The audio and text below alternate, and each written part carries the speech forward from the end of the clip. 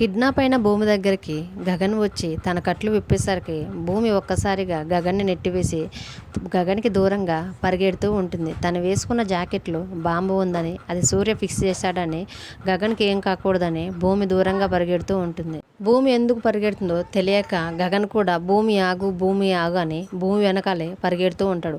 అప్పుడు ఒక్కసారిగా సూర్య తన కారుతో వచ్చి గగన్కి అడ్డంగా ఉంటాడు.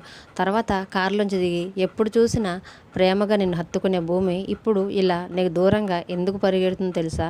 ఎందుకంటే నేను తనకి బాంబున్న జాకెట్ ఫిక్స్ చేశాను కాబట్టి తనకు నీకు దూరంగా పరిగెడుతుంది.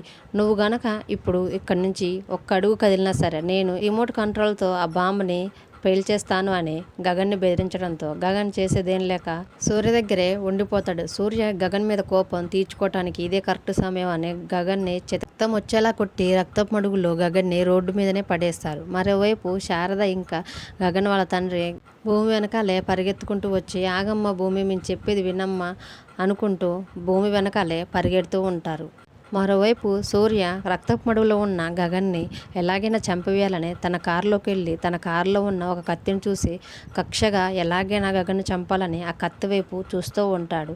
తర్వాత భూమి ఆగేసరికి శారద ఇంకా గగన్ వాళ్ళ నాన్న ఇద్దరు కలిసి భూమికున్న జాకెట్ విప్పదీసి ఆ బాంబు ఎక్కడ ఉందో చూస్తారు. ఎలాగైనా ఆ బాంబుని భూమి నుంచి వేరు చేయాలని, బాంబు పేలకుండా భూమిని సేఫ్గా ఎలా కాపాడాలని, ఆ బాంబు వైపే పేలకుండా ఎలా తీయాలని చూస్తూ ఉంటారు. చూద్దాం మరి నిజంగానే సూర్య స్పృహలో లేకుండా ఉన్న గగన్ని నిజంగానే చంపుతాడా? శారద ఇంకా గగన్ వాళ్ళ నాన్న భూమికి ఏం కాకుండా భూమి నుంచి ఆ బాంబుని ఎలా తీసివేస్తారో రాబోయే ఎపిసోడ్లో చూద్దాం. ఈ వీడియో కనుక మీకు నచ్చితే ప్లీజ్ లైక్ చేసి మన ఛానల్ని సబ్స్క్రైబ్ చేసుకోండి. Thanks for watching.